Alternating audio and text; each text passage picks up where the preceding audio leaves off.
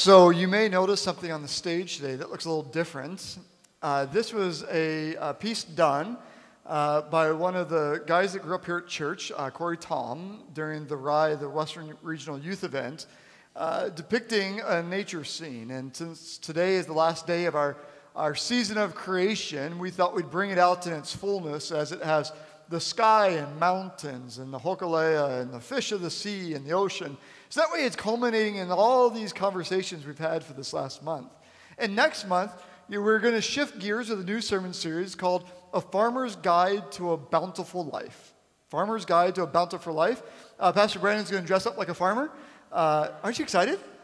Overalls, hat, the wheat thing sticking out of his mouth, cob pipe. That way he can smoke his tobacco.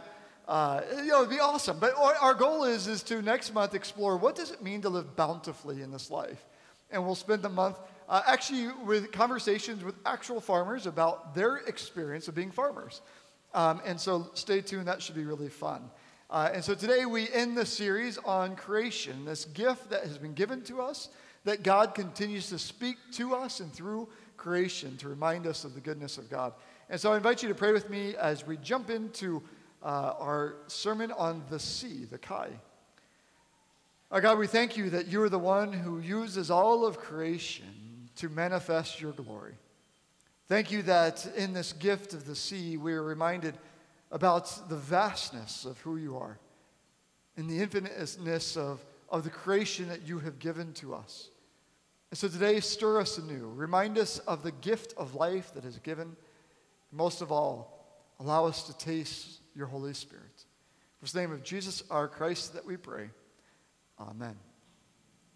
So every year in the Hawaii Conference of the United Church of Christ, our denomination, in February, we all as ministers meet in Kona for a yearly retreat for ministers. It sounds fascinating, right? We talk about church and life, and we typically have someone that comes and leads and teaches or informs us. And a part of that time is also just renewal time, which means that we get to go play and enjoy life instead of working the normal crazy schedules that we keep. And so every year since I've been here, I've gone to this Kona retreat because it's an opportunity to go somewhere else that's not crowded and it's nice and it's beautiful and everything else. And the first year I went, I remember meeting a young lady that was a young minister. And to be honest, in our denomination, if you're young, you kind of stick out like a sore thumb. And so I was like, oh, another young person. And her name was Mary. And so Mary had this grand idea that every year she wanted me to join her in another larger group to go snorkeling. And each year I've had another reason to do something else other than go snorkeling. But this year we took Brandon along. And on the flight over, she was trying to convince us as soon as we got to the airport that we should go snorkeling with the manta rays. And so we were like, yeah, whatever. And so what she didn't know this whole time was that we were interviewing her, whether or not we would want her to come and be a part of the team. She didn't know that. So it was awesome because she was just herself, which is good because we love her. Well, the second or third day of the retreat, she came and just as soon as we came downstairs and got out of the elevator, she was like, tonight is the night we're going snorkeling with manta rays. And we both were like, okay. It wasn't a question, it was a statement of fact that we were going to do this. And so about an hour before sunset, we met at the dock and got on a catamaran boat to go sail south of Kona for I don't know how long. And we watched the sun set into the ocean, and it's February in Hawaii, and it's cold at night. And so we're on this boat, and they come out with these wetsuits that are short sleeve, that it is cold, and we have swim trunks on, board shorts, and this short sleeve wetsuits to keep you warm. And as they finally park, and there's a lot of other boats gathering, people are getting in the water, and it's our turn to jump in. And I'm hearing snorkeling with manta rays as something that you actively participate in, right? That you kick your feet, that you swim like a fish, that you dive down. No, you just hang onto a board and float. And so as soon as you jump in, it takes your breath away because it's winter for us, right? It's cold. And we get in, and they pull us out to all these other people laying on the surface of the water, waiting for these big beasts of the ocean to come. They don't come immediately, in case if you're curious. Instead, they turn the lights on, and you just lay there for a while. As you're lying there, you're looking down, and it's beautiful, the part that you can see lit up of of the coral and all the reef fish swimming around. And I have an active imagination. So I'm laying there, honestly, a little bored at this point. And I suddenly hear a song in my head. Doo-doo, doo-doo, doo. Because, right, when do sharks eat? Mostly at nighttime. And we're laying on the surface like, smorgasbord, come eat us. And so then it shifted from that to, what if the boat forgets about us and they leave us out in the open ocean, and how will we survive the night? We're going to freeze to death. And then it went to, what if, because the waves are moving us up and down and we're just stationary, what if someone tosses their cookies while we're here? You know, upchuck, right? Someone did. It's gross in the water too, but the fish come and eat it, so it goes away really fast. Well, all of a sudden we're laying there waiting, and in the corner in the darkness you can see something moving, and you know it is something big. And so you hope that it's a manta ray, but you also realize that there's sharks in these waters, until suddenly this big mouth comes swooping in of this manta ray. The one that came in, I think, was at least 10 feet from tip to tip, and its mouth was large enough to fit Pastor Brandon and myself in it at the same time. They don't have teeth, which is good news, but they are big enough to swallow you, which is the bad news. And so you just lay there, and Mary's on one side of me, and Brandon's on the other side of the board thing that we're hanging on to. And the manta ray begins to do this acrobatic swirling as its mouth is open, it's eating the plankton that has come to the light. And so in front of you, you see all these little dots, and it's plankton that they're coming to feed on. And they come to the light. So as we're laying there, after a few of these belly rolls that this manta ray is doing, I am freezing. I'm thinking I'm getting hypothermia. It's that cold in this water. As I look up across the board, and Pastor Brandon's head is still down, and he's watching, so I put my head back down and waited about 10 minutes. I peek back up thinking, Brandon's going to be cold too, and he's going to go back to the boat, and then I will go, because I can't be the first to bail. And we all knew that Mary was not going to ever get out of the water unless she had to. And so all of a sudden I look up, and he's not there, or he is there. He doesn't leave ever. And we go back to the boat at the end, and we get on the boat, and we are shaking like we've never been cold like this in our lifetime. And I said to him, I wanted to come back to the boat so bad, but I couldn't come back first. And he smiled and goes, I wanted to come back too, but I didn't want to be the first one back either. So we almost killed each other, freezing to death, trying to be the one that doesn't go to the boat first, because Mary was awesome and apparently is immune to frigid waters in the wintertime. Okay, thank you for elaborating on that. But what was so exciting about this night was seeing this underwater world come to life in a way that I hadn't seen before. I love snorkeling, and I love going in the daytime when you can at least see the things coming at you. But at night, it's a totally different awareness that you have. And a whole different world emerges in the night underneath these waters. And the sea is something that's always captured me and most of humanity with its immensity and beauty and wonder and mystery. Jacques Cousteau said it this way: the sea, once it casts its spell, holds on in its net of... The sea, once it casts its spell, holds one in its net of wonder forever. The sea, once it casts its spell, holds one in its net of wonder forever. How many of you love the ocean? How many of you are people that want to be in the ocean as much as possible? How many of you have been snorkeling? Scuba diving? Chased by sharks? Hopefully not. Dick, apparently. How many of you find the immensity of peace when you go to the ocean? How many of you find it a playground in which you surf or bodyboard or body surf or anything else? How many of you couldn't imagine living without the ocean? Right? And so a couple of interesting facts about the sea. First and foremost, this is kind of given. We are surrounded by the ocean here. Did you know that? We live on an island. That means we are surrounded by ocean. But interestingly enough, 71% of the earth is ocean. Only 29% is land. And of all the water on earth, 97% of it is salt water, oceans. 94% of life on earth is aquatic.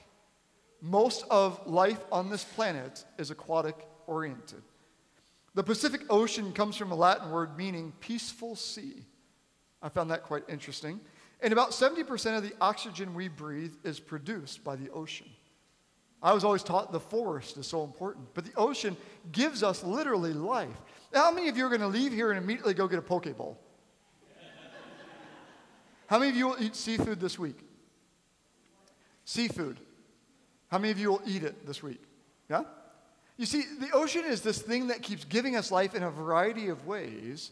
And so today what we want to do is dive into this last part of the created story and mind what's there about the God that we follow and the immensity of this thing called the sea. To be honest, our spiritual ancestors, the Israelites, were primarily a land-dwelling people. They had some experience on the sea because some were fishermen, but most of them were land dwellers. They understood things like desert and mountain. But for the sea, it was a very big mystery to many of them because most of them didn't gather in the sea, and it wasn't a part of their lifeline.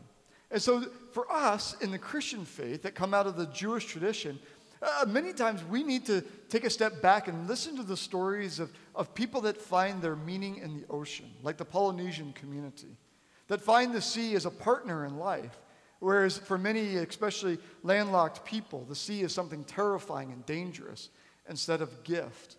But today, what we want to do is dive into the little bit of what the story of creation talks about, as well as these scriptures about the sea. Certainly in the beginning, we have this image of God created the heavens and the earth and the sea and all the depths and the creatures within it. And so it's a faith statement that God has created everything. Of course, in the ancient world, they had very little understanding of what was beneath the surface, other than things that you could eat or that could eat you. In Psalm 107 that was read today, this is a psalm of thanksgiving. Throughout the story of our faith, it's been important that we're reminded to be thankful people. It's so quickly and easy for us to forget all that we have to be grateful for.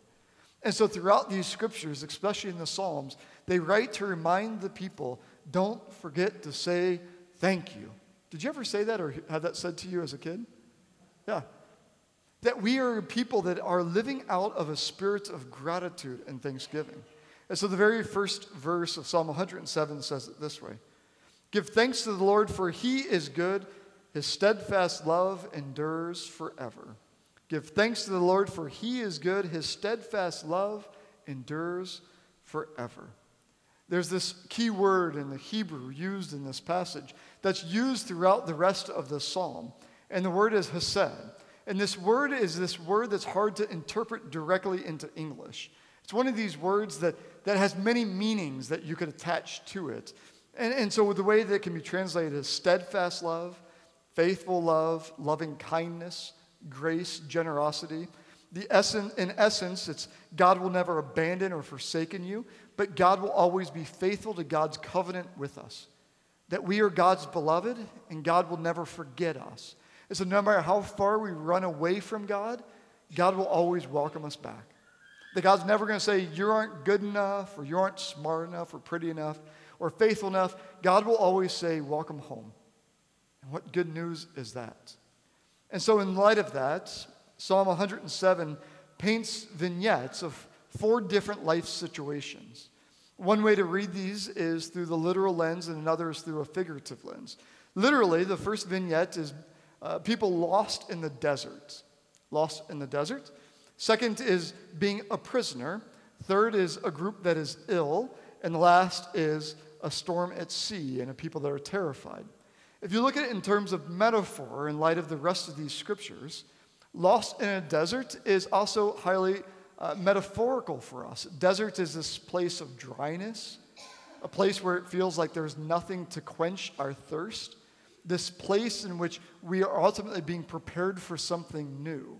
And so desert is a really important place for the spiritual life. For all of us will go to desert at some point. The other part, second part, being a prisoner. Now, I don't know how many of you have been actual prisoners, but the scriptures speak to that we are enslaved to other things. One of the biblical words that they use is sin. We are enslaved to sin, whatever that might mean. And that we are called by the love of God to be set free. And so Jesus says in his mission statement, if you will, in Luke's gospel, I've come to set the prisoners free. And he's speaking about soul. Being ill is this idea that there's a sickness within, and that we need a great physician to heal us. Sometimes literal physical illnesses, mental illnesses, but also spiritual sickness that can happen. And lastly, the storm at sea is often used as metaphor to describe the turbulence that we go through in life. This experience of being unsettled or not having firm footing where we are right now. And so the sea often becomes metaphor for us of this place in which we are at our wits' end, as the passage today described, and that we are in need of help, of assistance that's beyond our own. And so as we look at that idea, I want to look at the way this passage is structured. Your homework this week, you didn't get the little pamphlet, is really simple. Psalm 107 has 4 vignettes, those 4 that I just described: desert, prisoner, ill, and sea.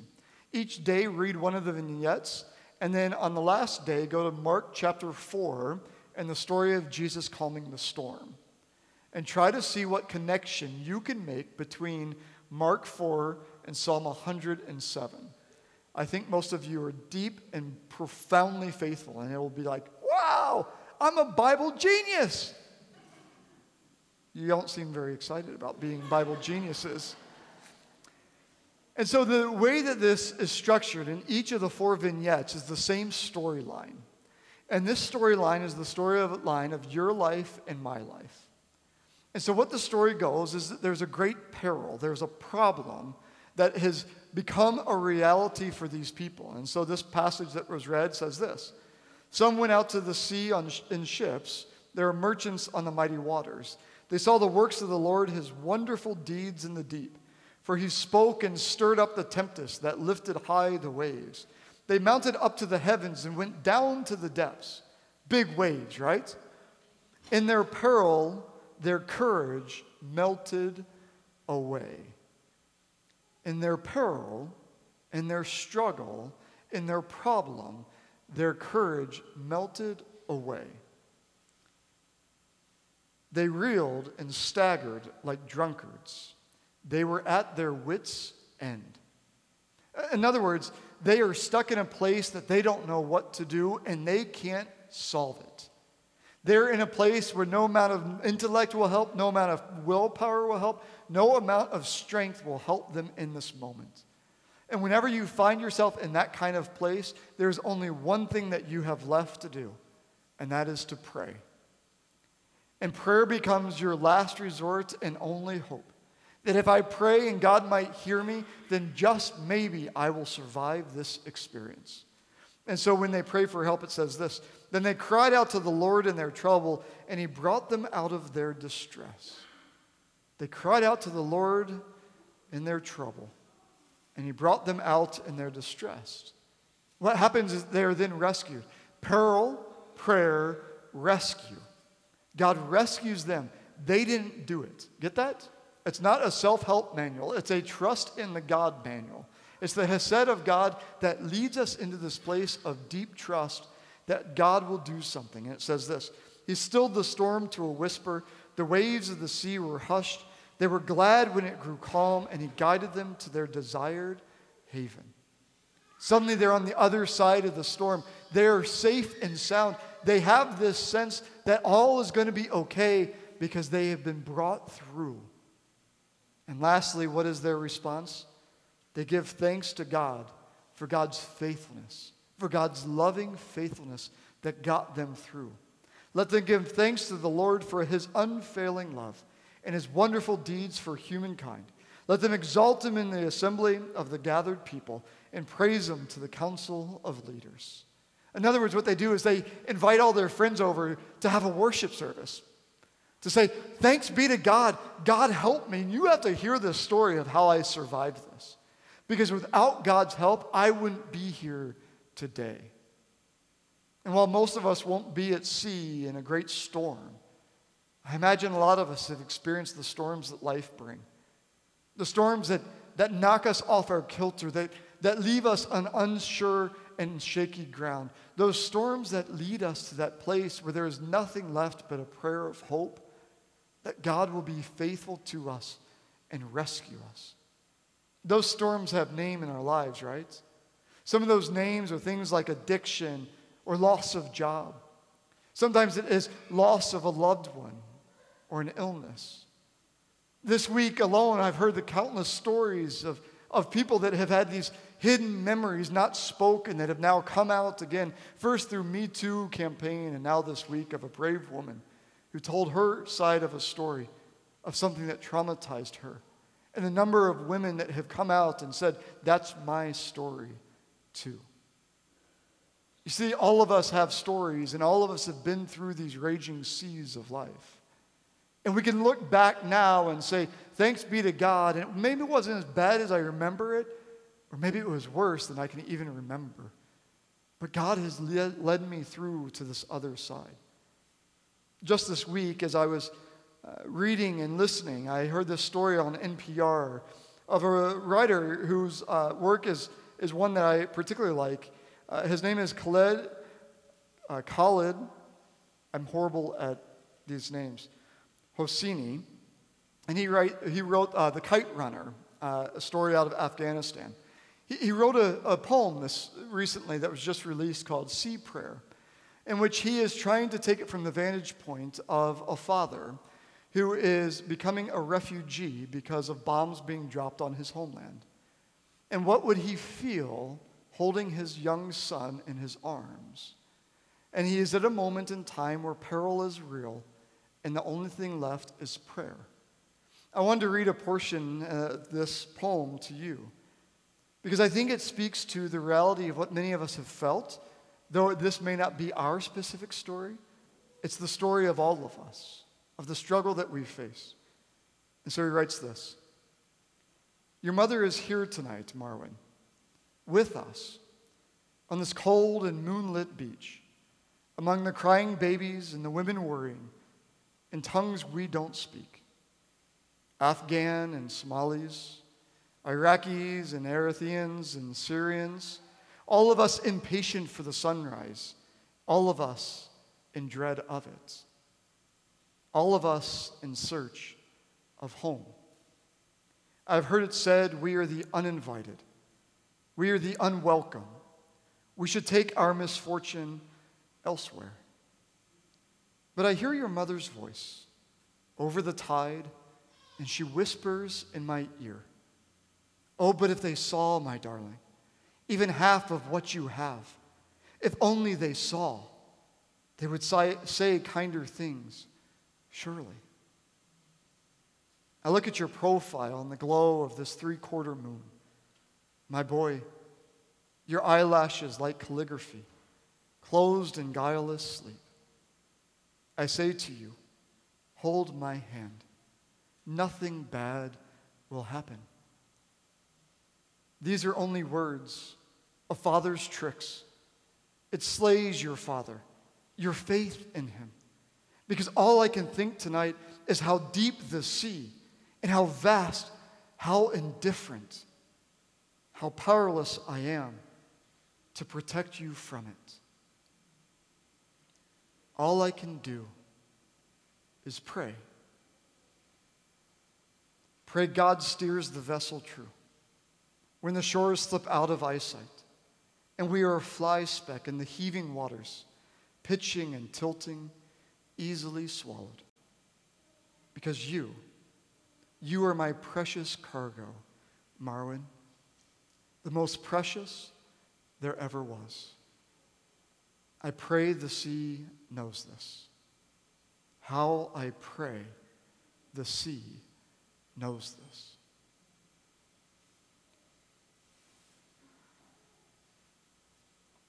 I don't know the struggles that we have in this life that you have. I was so deeply moved hearing this the first time, I pulled my car to the side, of imagining what it must be like to be pushed from a land that called home. And your last resort is to go onto the sea in the hope that you'll land on some shore somewhere and they might welcome you. And I started thinking about the stories I've heard through all these years of ministry.